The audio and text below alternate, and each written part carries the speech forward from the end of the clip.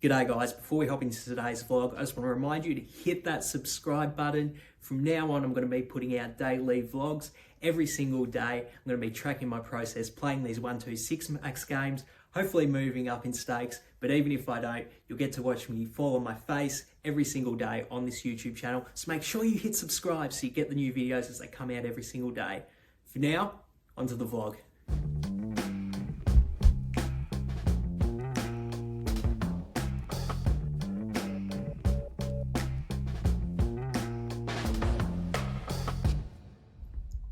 Good day everyone, welcome back to the vlog. It is currently 7:15 p.m. I'm actually recording this in the evening before the day when I'm going to vlog about playing poker tomorrow, if that makes any sense. But the reason I'm coming to you so early is Elizabeth and I, we're starting a brand new diet tomorrow.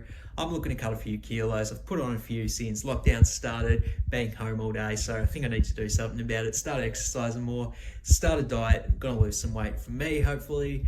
But before we do start the diet, we absolutely ordered a feast off of Uber Eats. So much junk food. We've got burgers, chickens, milkshakes, and I just want to show it to you guys. It's going to be here in 5 minutes. I just want you to feast your eyes on this absolute feast because it's going to be the last bit of fun I have with junk food for a while.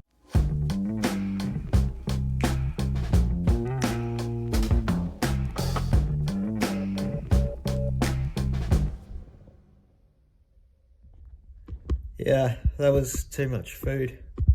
I feel sick. I'm going to bed now. See you in the morning.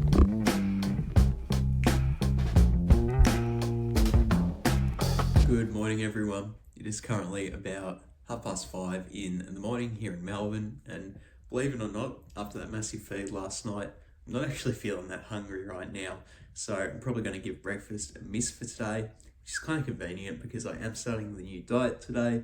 The goal of the diet is to get under 2,056 calories each day of mostly protein, very low in carbs.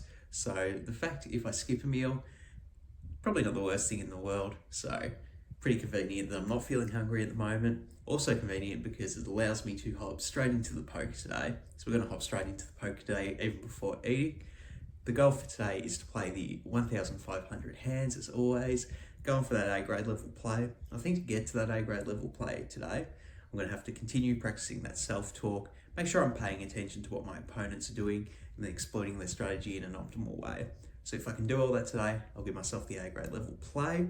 Let's get into the game and see if we can do it.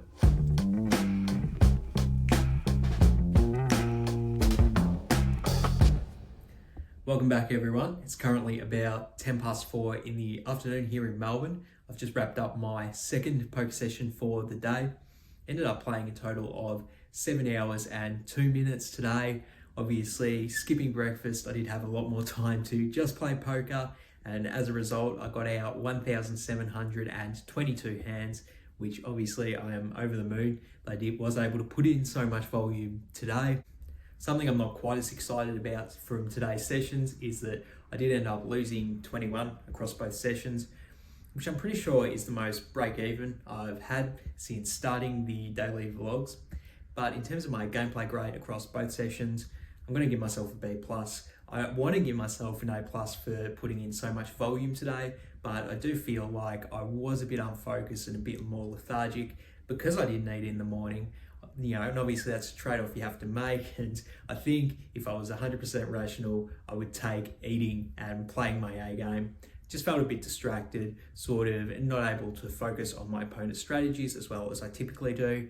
Having said that though, I'm not going to downgrade myself too much because I don't think I made any hugely egregious errors, and I do like some of the hands that I played, including the hand of the day that we're going to get into later. But I feel like a B+ for this session feels very fair.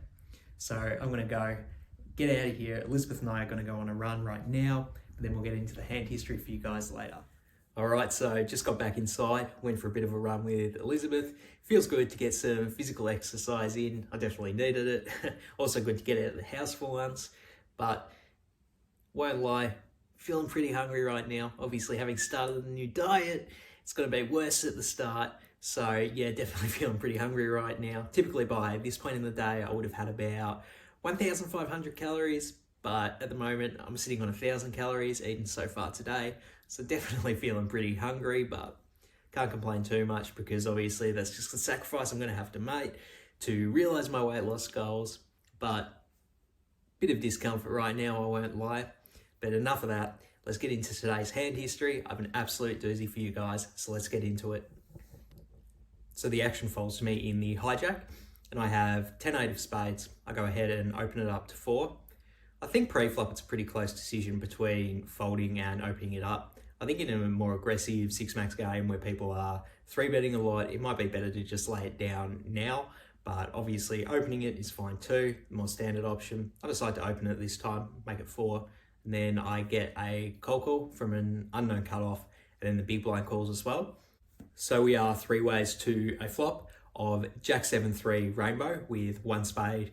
Big blind checks it over to me, and I think I already have a pretty interesting decision on the flop, whether I want to c-bet or not. The reasons I would like checking are, it's harder to bluff 2 people out of a pot than it is to bluff 1 person out of a pot. So obviously I'm going to want to be pretty cautious when choosing whether to bluff or not, because it's very unlikely I'm going to be able to fold out 2 people on the flop.